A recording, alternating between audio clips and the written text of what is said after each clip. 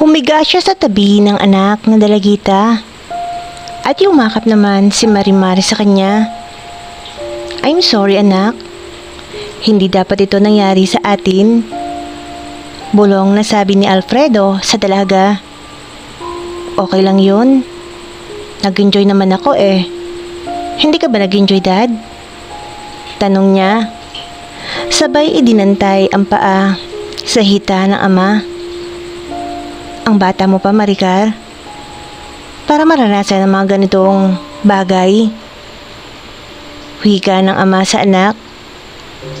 Gusto ko kasi dad, ikaw nang makauna sa akin bago ang boyfriend ko. Kung sakali magkaka-boyfriend man ako. Paliwanag naman ni Maricar.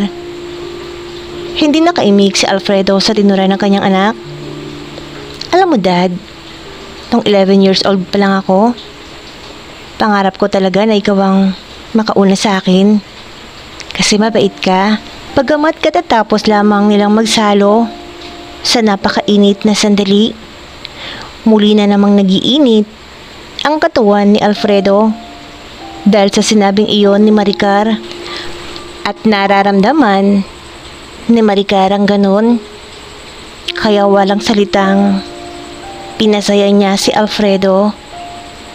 Napapapikit si Alfredo sa sobrang kasiyahan na nararamdaman. Biglang tumayo sa Maricar habang nakangiti sa ama. Pagkatapos ay muli na naman silang nagsalo sa masaya at bawal na sandali.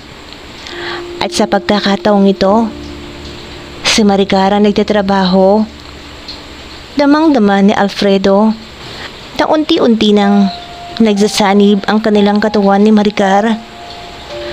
Mahinang nakalika ng ingay si Maricar. Patawad anak sa mga nangyayari, sabi ni Alfredo sa anak habang umpisa ng nagtatrabaho si Maricar.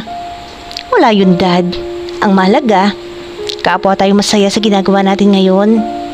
At saka huwag ka mag-alala dad. Para sa'yo lahat itong ginagawa ko. Itong katawan ko.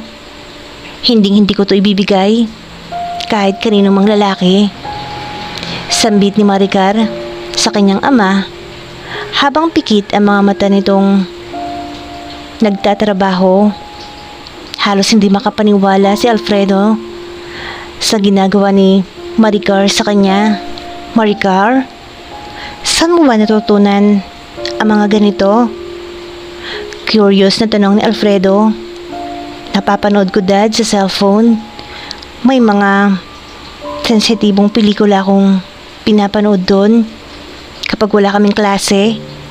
Ayun ang ginagawa namin sa bahay ng isa kong kaklase. Nanonood kami ng mga ganoong pelikula. Sagot ng dalagita habang patuloy lang sa pagtatrabaho. Hindi na umimik si Alfredo at sa halip patuloy niyang ninanamnam ang kasiyahan nang biglang mag-ring ang cellphone ni Maricar.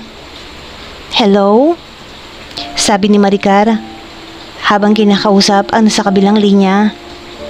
Classmate, kumusta ka na? Tanong ni Maricar sa kausap.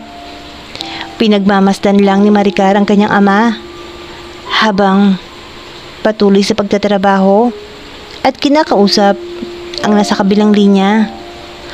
I'm fine. Oo, papasok ako ngayon. 5:30 na pala, no? Hindi mapigilan ni Maricar ang medyo makalika ng ingay habang kinakausap ang isa niyang kaklase. No, okay lang ako. Wala akong sakit. Medyo umaga na kasi, kaya medyo napasarap ang tulog ko. Palusot ni Maricar sa kausap niya at mukhang nagkalobo-lobo na ang sagot niya nang tanungin siya kung may sakit ba siya dahil nakakalika siya ng ingay. Ibinaba ni Maricar ang telepono at mabilis itong yumapos sa katawan ng ama. Sobrang saya na ang nararamdaman ni Maricar dahil sa walang humpay, nakasiyahan, matinding pagnanasa ang nararamdaman niya. Hanggang sa muli na naman nilang nakamit ang rurok ng kasiyahan. Matapos yun, niyakap ni Marimar ng mahigpit ang kanyang ama, kasabay ang paghalik niya sa labi nito. Nag-goodbye kiss din si Alfredo sa anak bago ito lumabas sa kwarto. Sa eskwelahan, masayang nagkukwentuhan sila Maricar at mga kaklase niya. Uy, Maricar, kumusta na kayo ni Tanong ni Presi. Sinong ano? Ani ni Maricar. Asus, kunwari pa nito. Ni Ariel. Nakangiting sabi ni Presi sa dalagita. Hay, ewan ko ba dun? Hindi yata ako type. Hindi namamansin. Paliwanag ng dalagita. Pati hindi mo nalang kasi sagutin. Panunuyo ni Presi. Hay nako, sagutin mo na nga kasi. Hindi na nga lumalapit sa akin yun eh. Siguro, hindi ako type. Baka naman torpe. Natatawan dugtong ni Presi. Palagay ko nga. Malakas na tawa ni Maricar. Habang tumatawa si Maricar, may biglang lumapit sa kanila. Walang sabi-sabing hinalikan siya ng lalaki sa labi. Mariin na halik na labis na ikinagulat ni Maricar. Hulang yaka? Sino ka ba? Galit niya tura ni Maricar. Sabay tulak sa lalaking humalik sa kanya.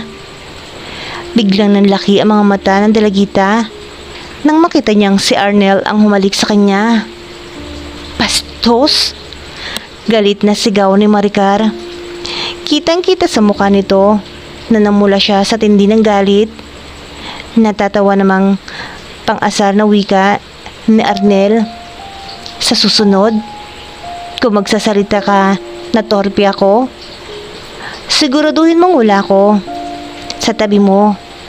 Yan ang dapat sa mga babaeng pakipot. Natatawang sabi ni Arnel sabay talikod sa dalawa. Biglang nanlambot si Maricar sa sobrang hiya. Sabay silang pinagtawanan ng mga klase niya. Si Presi naman ay tila kinilig nang makita niyang hinalikan sa labi si Maricar ni Arnel. Hoy bruha, ba't hindi ka makapagsalita dyan? Tanong ni Maricar kay Presi. Nakita ni Maricar na tumawa na lamang si Presi. Hay nako, magkakampi ata kayo eh. Anong masama dun? Crush mo naman si Arnel, hindi ba? Nakangising wika ni Presi. Hindi na nagsalita si Maricar. Tumahimik na lang ito. Tinakpan niya ang kanyang mga tenga para hindi marinig ang mga kaklase. Nagsisigyawan, nakinikilig sa nakita nila. Pagkatapos ng klase, tuwang-tuwa ang dalagita nang makita ang daddy niya na sumundo sa kanya sa school nila. Hinilikan ng mariin ni Alfredo sa lips ang anak niyang dalagita pagkasakay nito sa kotse. Ngumiti lamang si Maricar matapos siyang halikan. Hindi ba ikaw busy ngayon, Dad? Tanong ni Maricar sa ama. Yeah, tiwala naman ako sa mga tauhan natin kaya pinaubaya ko muna sa kanila ang business natin. Pagmamalaki ni Alfredo sa anak. Habang tumatakbo ang kotse na kanilang sinasakyan, nagulat si Maricar nang mapansin niyang iba ang dahan na tinatahak nila. Dad, where we going? Takang tanong ni Maricar sa ama. Don't worry anak, akong bahala sa'yo. Maya-maya pa ay pumasok sila sa isang garage. Biglang isinara ang pinto doon. Hindi alam ni Maricar na motel pala ang kanilang pinasukan. Anong lugar ito, Dad? Bakit parang ang liit lang ng kwarto nito? Nagtatakang tanong pa nito. Ngiti lang ay sinagot ni Alfredo sa kanyang dalagita. Sabay pasok sa kwarto. Na makapasok na si Maricar, agad nilak ang pinto. Maya-maya pa nagring ang telepono. Sir, okay na ba sa inyo ang kwarto? Tanong ng babae sa kabilang linya. Yes, okay na miss. Sagot ni Alfredo at pagkatapos, inilapag ang phone. Dad, ba't tayo nandito? Tanong ni Maricar. Shh! Huwag ka nang maingay. Baka may makarinig pa sa atin. Kaya kita dinala dito para sekreto ang lahat ng mangyayari sa atin. Mahirap kung sabay natin tong gagawin. Baka makalata mga katulong natin. Paliwanag ni Alfredo kay Maricar habang dahan-dahang hinuhubad ang school uniform nito. Dad, bulong ni Maricar. Maricar anak, pagbigyan mo na ako. Madali lang naman to eh. Bulong na pakiusap ni Alfredo. Hindi pa man tuluyang nahuhubad ang damit ni Maricar. Kaagad sinibasib ng halik sa labi ni Alfredo ang dalagita. Malamyos at madiin ang mga halik nito sa labi ng magandang dalagita. Lalo siya nakadama ng matinding pag-iinit. Nang maramdaman niyang gumanti ng halik ang dalagita. Parehong nag-i-enjoy ang mag-ama sa nagaganap na halikan sa kanila. Habang hibang na hibang sila sa napakasaya at bawal na sandali. Hindi nila ininda ang bawal na gawain nila sa mata ng tao at sa mata ng may kapal. Tila sandaling nakalimot sa kanilang sarili ang mag-ama dahil sa kasiyahan ng makamundo. Bukod tanging ang kwarto lang ng hotel na yon ang saksi sa napakainit na halikan ng dalawa.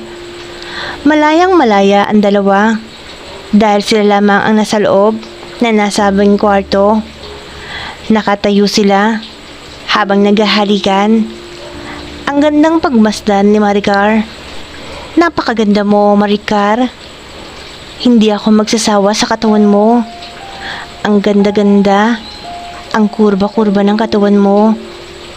Bulong ni Alfredo sa dalagita habang patuloy ang kanilang mainit na paghahalikan. At muli na naman nilang pinagsaluhan ang napakasayang sandali. Makalipas ang 1 oras, sabay na nagising ang mag-ama. Muli na namang nagiinit ang katawan ng ama. Nang unti-unting pasayahin ito ng dalagita. Ano namang yung ginagawa mo, Maricar? Tanong ni Alfredo. Wala lang to, Dad. Gusto ko lang pasayahin ka. Sagot ni Marimar habang tila nag-i-enjoy sa ginagawang pagpapainit kay Alfredo. Ayaw mo bang magpahinga? Di ba, Dad? Sabi ko sa'yo kanina, susundan pa kita. Ang saya kaya nito? Ang saya nga, sagot ni Alfredo nang unti-unti niyang maramdaman ang matinding pagpapainit sa kanya ni Maricar. Kaya naman pinagbigyan ni Alfredo ang gustong mangyari ni Maricar. Ang muli nilang pagniniig. Hindi na nila inisip ang bawal ang kanilang ginagawa. Ang mahalaga sa kanila sa mga sandaling iyon ay maialis ang init na nararamdaman sa isa't isa. Nagtatampisaw si Alfredo sa sarili niyang laman. I love you, Maricar. Sana walang makakalam nito kahit sino sa ginagawa natin. Bulong na sambit ni Alfredo. Promise, Dad. Sekreto lang natin to. Bagsak ang katawan ni Alfredo sa tabi ng dalagita. Matapos humulagpos ang matinding init sa katawan nito. Hinalikan ni Maricar sa labi si Alfredo at niyakap to. Pagod na si Alfredo. Samantalang si Maricar ay hindi pa nasisiyahan. Gusto niya pang makarating sa rurok ng kasiyahan. Pero pagod na ang katawan ni Alfredo. Ganon pa man, ginawa niya ito ng paraan. Napapailing na lamang si Alfredo sa sarili. Hindi niya akalain na magiging ganito ang kahihinatnan na nag-iisang anak nila ni Gemma, si Maricar. Dad, untag ni Marimar. Mabilis ang naging kilos ng dalagita. Muli, siya na naman ang nagtatrabaho para kay Alfredo. Dahil pagod na at maedad na si Alfredo, nananatiling pagod pa rin ang kanyang pinakaiingatan. Ang lupit mo talaga, Maricar. Mahinang sabit ni Alfredo. Nakangiting tumingin si Maricar sa kanya matapos niyang sabihin yon. Pero muling itinoon ang atensyon ng dalagita sa iniingatan ng ama. At muli, naganap na naman ang isang bawal na sandali. Niyakap ng mahigpit ni Alfredo ang pagod na anak. Tila ayaw niyang bitiwan ng dalagita. Langhap na langhap nito ang kabanguhan. Gusto niya pa sanang angkinin si Maricar, pero sadyang sumuko na ang kanyang katawan. Humiga ito sa tabi ng ama. Idinantay ang isang paa sa binti para bang takot siyang malayo sa piling ng ama. Yumakap si Marimar sa ama. Isinandal niya ang kanyang ulo sa braso bago siya nakatulog sa sobrang pagod. At muli rin nakatulog si Alfredo. Tahimik na ang kwarto ng motel na yon. Napalitan ng katahimikan ang malalakas na ingay kani-kanina lang. Gabi na nakauwi ang mag-ama sa kanilang bahay.